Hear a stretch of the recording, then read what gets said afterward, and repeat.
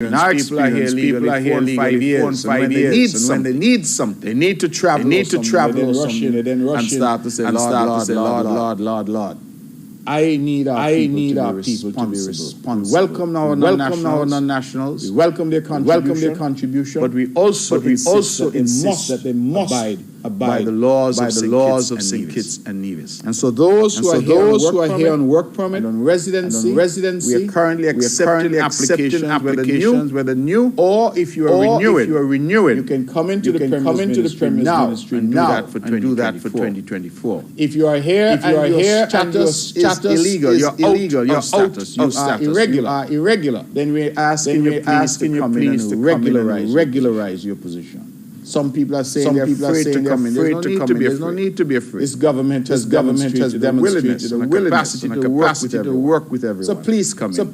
Regularize your position. You need a payment plan. Come in and talk to us. We are prepared to work with you, but we need our people here on the island to be within the law, not outside the law. Let me commend the Honorable Prime Minister, Dr. Joe. He led a recent delegation to the Kingdom of Saudi Arabia as part of the summit that was convened between CARICOM and Saudi Arabia. And he called me and he asked me to suggest to him someone from the island of Nevis that could accompany him and his delegation.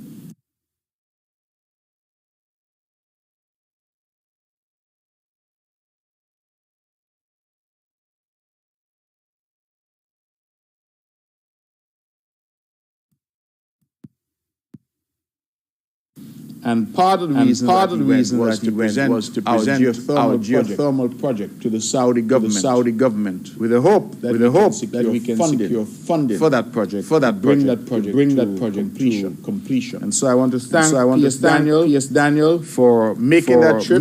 He has been a model public servant, always willing to do what he's asked to do, the benefit of the island. And I'm truly grateful to him. I record my gratitude, Mr. Daniel, to you for you to make that trip. I recall it was on short notice that I called you, and you nevertheless took on that responsibility. And by all accounts, acquitted yourself very well in the Kingdom of Saudi Arabia. So I commend Dr. Drew, including Nevis in that trip, and I commend Daniel making that trip, representing us. We like to say diplomacy matters. And so we hope that continues, that we can extract some benefits from this new relationship with Saudi Arabia. I feel particularly good because under my tenure as foreign minister that we initiated diplomatic relations, formalized with Saudi Arabia. So this now is a natural progression. And I'm quite happy about that.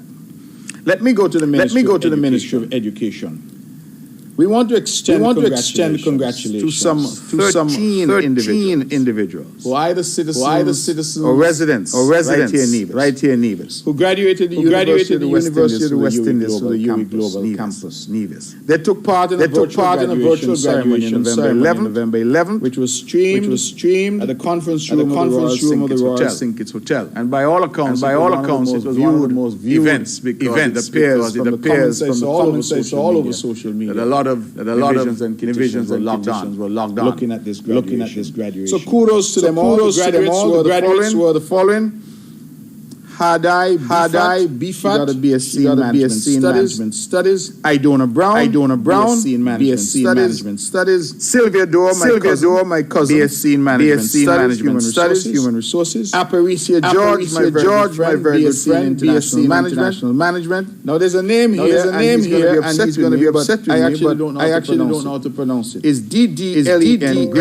Griffin, BSc in Accounting. Mr. Griffin, BSc in Accounting. Kyle Liber, Youth Development. Udona Liber, Brownhill Stock, BSc in Social Work. Chandra Munia, BSc in Accounting. Suan Collins, BSc in Tourism and Management. Dissil Hamilton, BSc in Tourism and Hospitality Management. James Galloway, Bachelor of Education, Literacy Studies, Rochelle Paris, BSc Management Studies, and Cleticia Daniel, who got her MSc in Management Studies with distinction.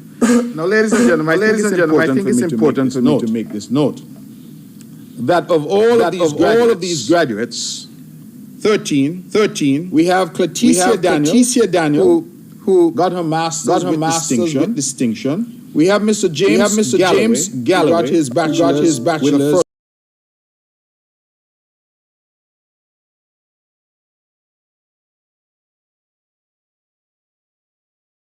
They need to travel. They then rush and start to say, Lord.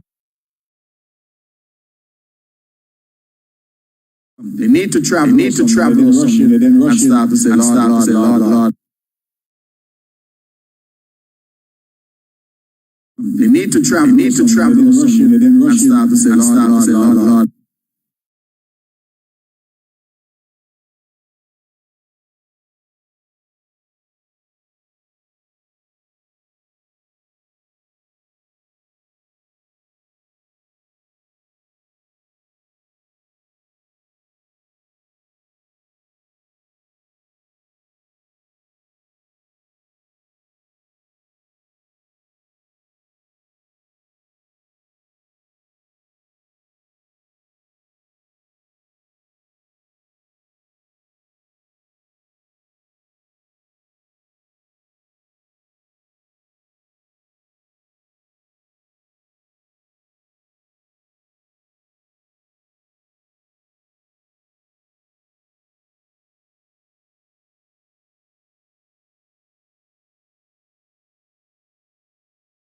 You can get your degree. And these young people are clear evidence of what is possible.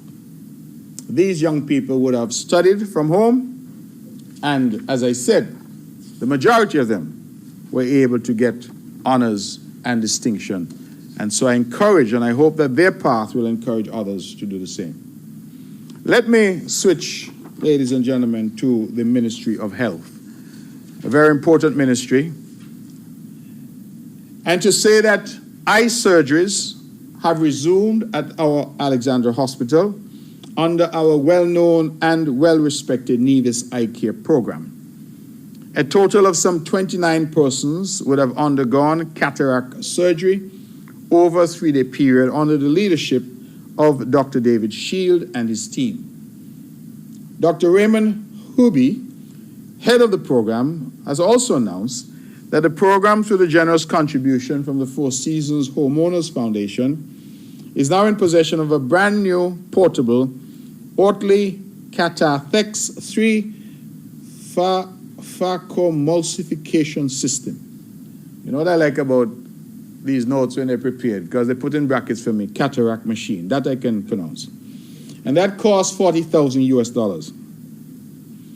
That machine, which is state-of-the-art, replaces the 2 larger, earlier model machines that are currently at the hospital. Now, I think this is important, and I just want to pause, because from time to time I've come here and I've announced upgrades. Upgrades in our equipment, upgrades in our facilities, upgrades in terms of what we're doing at the Health Ministry and the Department of Health and our health sector generally. You've heard me talk about the fact that we've been able to secure state-of-the-art CT scan, state-of-the-art mammogram machine. We now have invested significantly in the systems, the computer systems to manage this. And now here we are, again, seeing an upgrade in terms of the machinery to deal with cataracts. So all of this, ladies and gentlemen, speaks to the strides that continue to be made in the context of our health care. I want to commend the Honorable Janelle Nisbet, our minister, hardworking young minister, and her team, permanent secretary, and all of the functionaries for the strides that we continue to make. They're not making a lot of noise, but they're getting the job done. And we ought to be all grateful for that. 29 persons would have undergone cataract surgery over the past 3 days. It means that 29 people can see a bit better today because of the well-respected eye care program existing here on the island of Nevis. The Community Health Nursing Services would have had their annual Diabetic Symposium on the 14th of November in recognition of World Diabetes Day under the theme Access to Diabetes Care.